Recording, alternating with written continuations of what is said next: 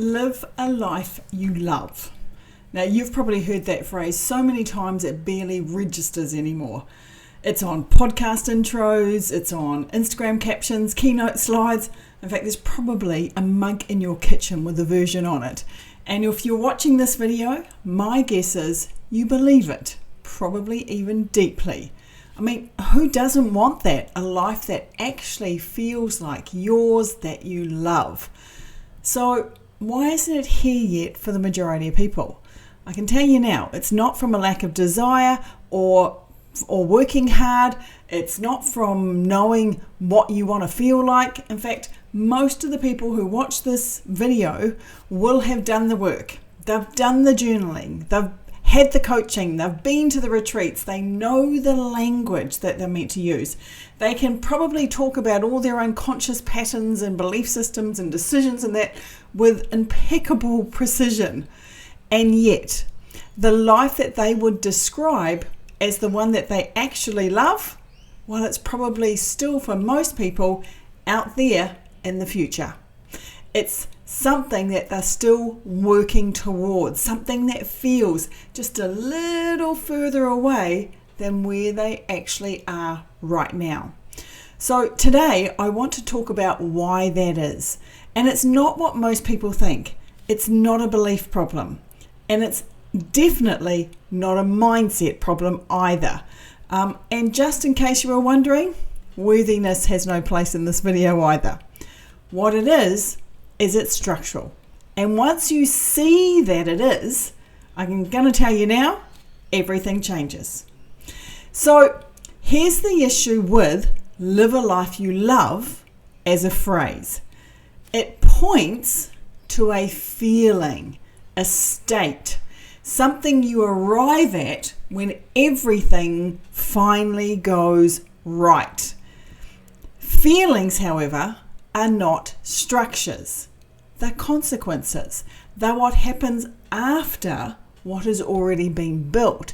So if you've been chasing that feeling to love the life that you're living, if you've been trying to feel your way into a different life, different circumstances, different conditions around you, you already know the pattern, right? You get a glimpse of it. Something opens up and then real life comes slapping or crashing back in. You get the revenue dip, the relationship friction, the exhaustion that no amount of rest seems to fix. And suddenly, loving your life is a luxury. Something reserved for people with fewer problems, more resources, and definitely better circumstances than yours. That's not weakness. That's what happens when you've been given feeling-based tools for a structural problem. Now, let me offer you a reframe that I think will land differently. A life you love is not a feeling you're waiting to have. It's a set of specific outcomes that you've decided to create. And that one distinction, feeling versus a decision you've made, it changes everything about how you go about building it. Now, before I go any further, if you're new here, I'm Terriane. I work with high-achieving entrepreneurs who've done a lot of inner work and who are done waiting for it to translate into real-world results. Now, there's a free quiz in the description that identifies which structure you are most likely operating from right now. It's worth taking a look after this video. Now, let's get back into it. So, most people, when they say they want to love their life, they are operating at what I call the level of preference. They prefer things to be better, more ease, more income, more freedom, better relationships, more energy. And those preferences, they're real things, but they're not what I call true choices. They're wishful thinking with better vocabulary being used. So a true choice is different. So a true choice has a specific end result. Not, I want more abundance. That's a preference. I'm creating a business that generates 30K months consistently while I work 4 days a week. Well, that's a specific outcome, a specific choice. So I want better relationships. Well, that's a preference. I'm creating a partnership that feels like genuine collaboration. That's a true choice. Can you feel the difference there? Notice the wording feel. One is reaching toward something vague. The other is landing somewhere very specific. And the reason this distinction matters isn't just semantic, it's structural. You see, when you hold a preference, your mind and body stay in a state of waiting, scanning, and looking for evidence that things might shift. Your system will always default to the most familiar reality. Not the most desired one, the most familiar one. Path of least resistance. Your unconscious is not interested in what you want to create. It only is interested in what it can survive. So if your desired life only exists at the level of preference, well, I hope this gets better.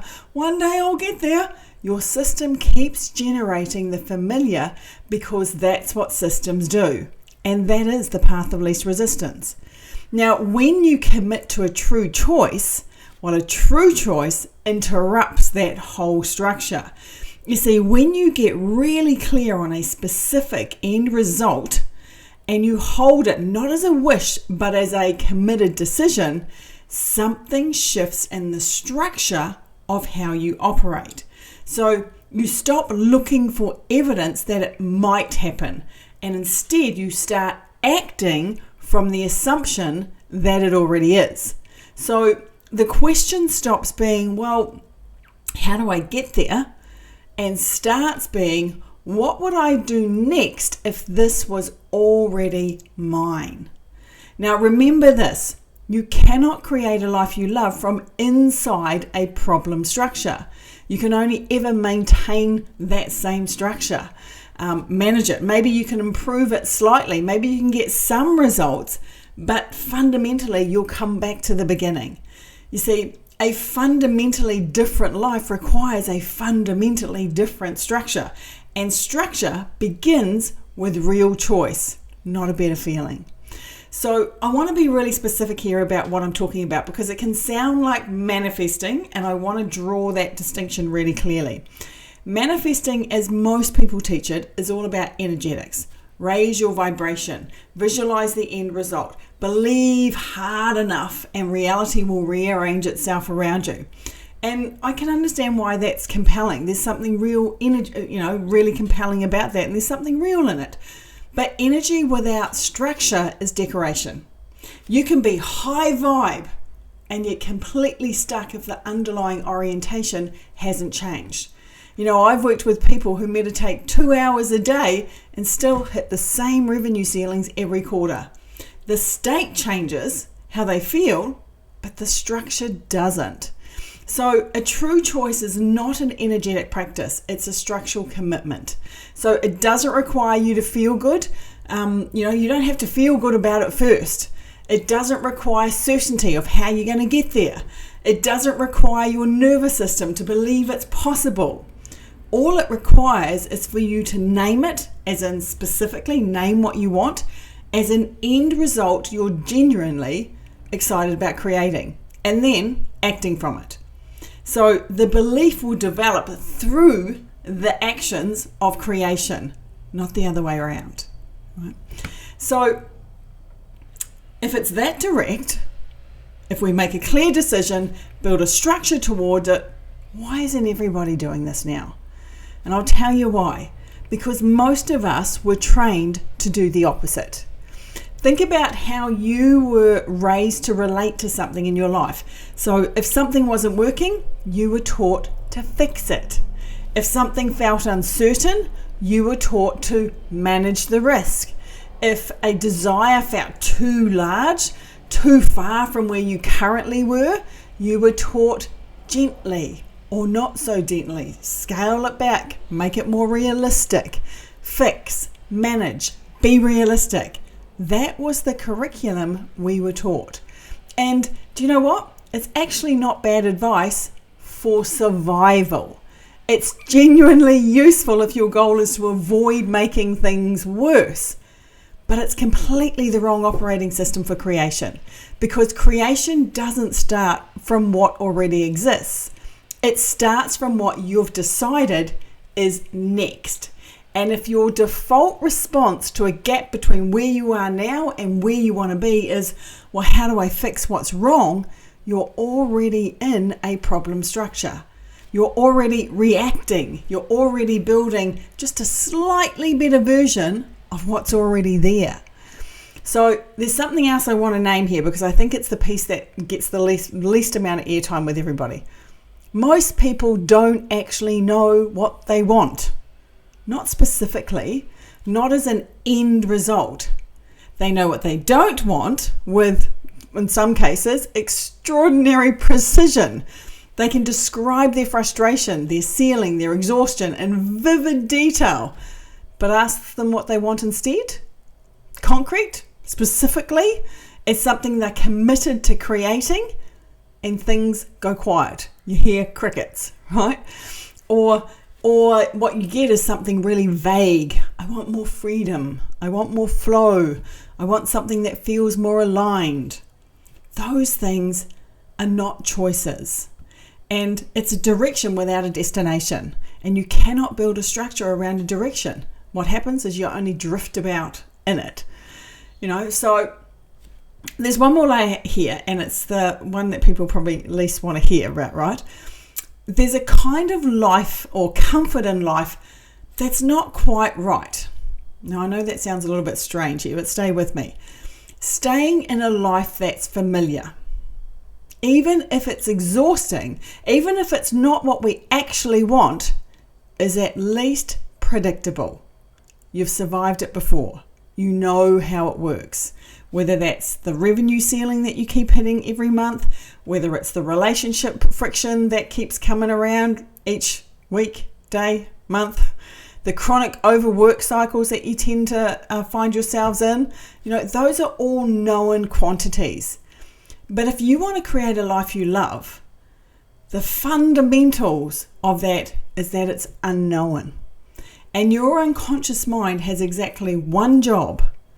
It's to keep you alive.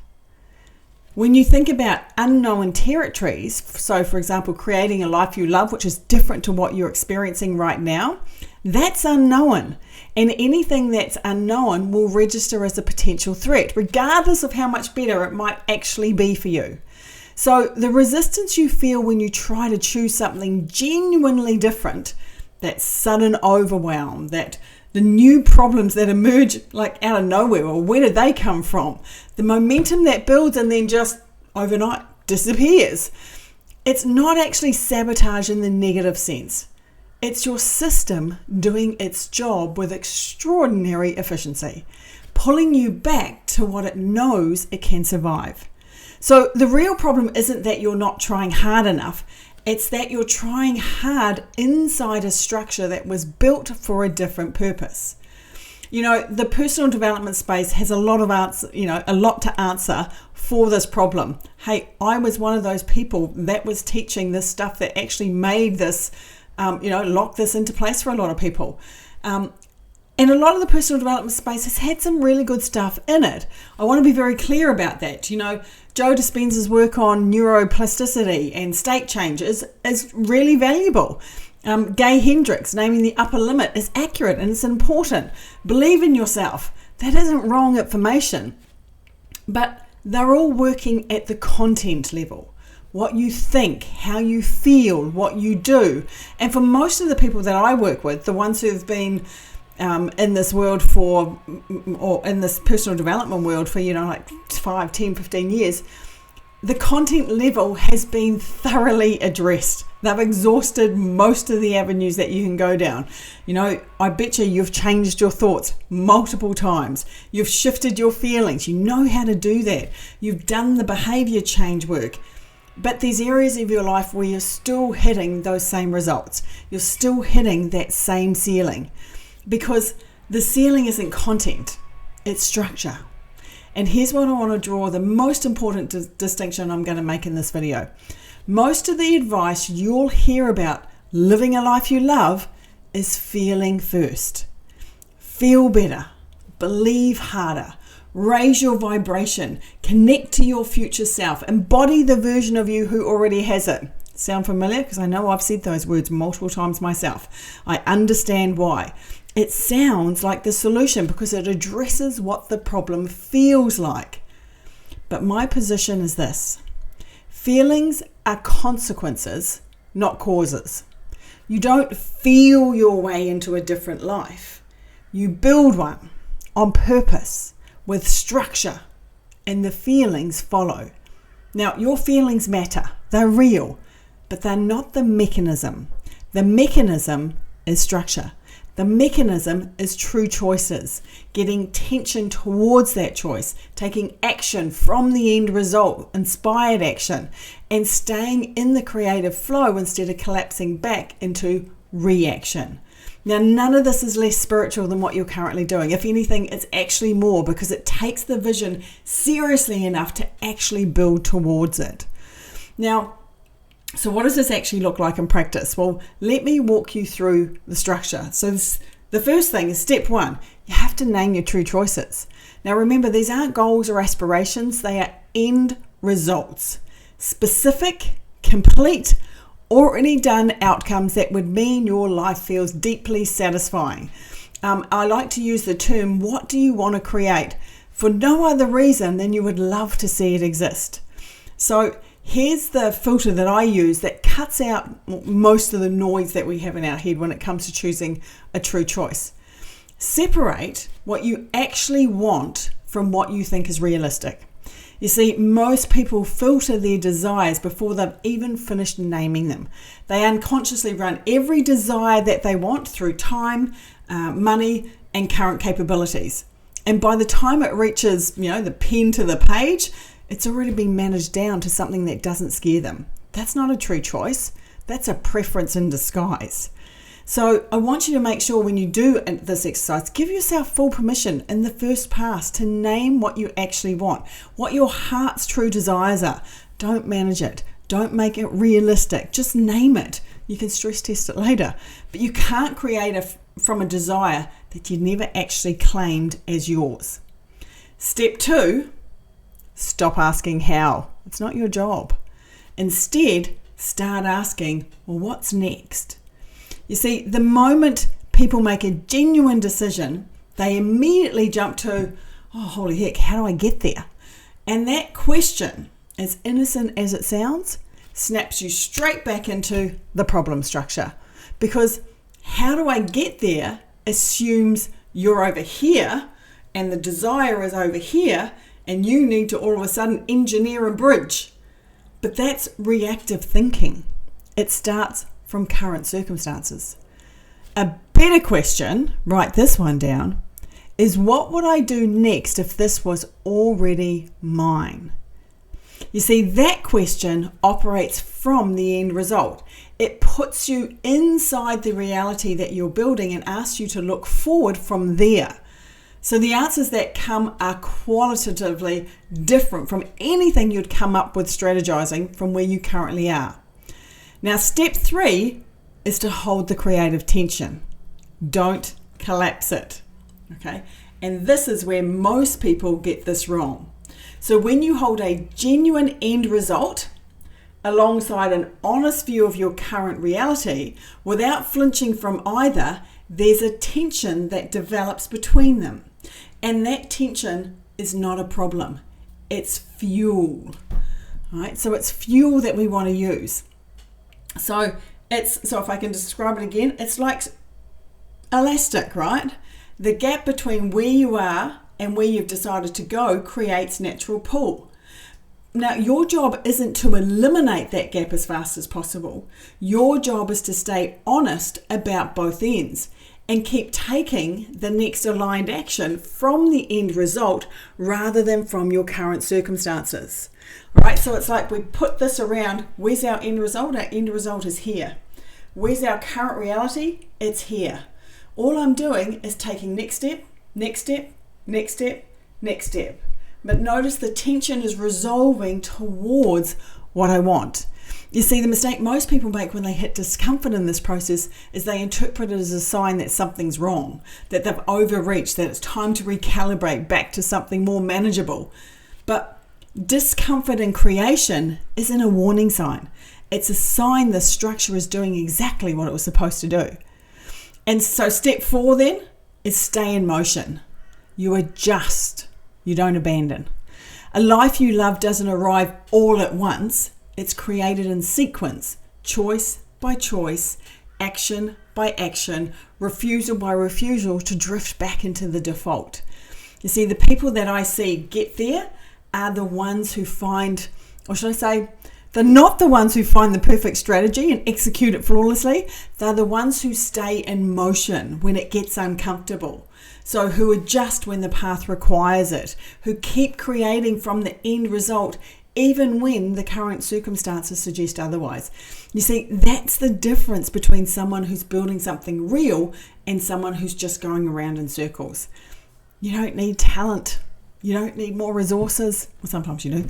It's not about timing. It's about orientation and your structure. Are you creating from the end result, or are you just reacting to current circumstances? Because your answer to that question will determine which structure you're placing your power into and where you're placing your focus. So here's what I want you to take away from this video. You don't drift into a life you love. You don't heal your way there. And you don't wait for alignment to show up one morning and finally tell you it's safe to want what you want. You choose it. You structure it. You create it into existence. One clear decision, one aligned action, one refusal to abandon the end result at a time. You see, the reason most people haven't done this isn't from a lack of desire or heartfelt choices. It isn't a lack of capability. It's that they've been given tools designed for a different job.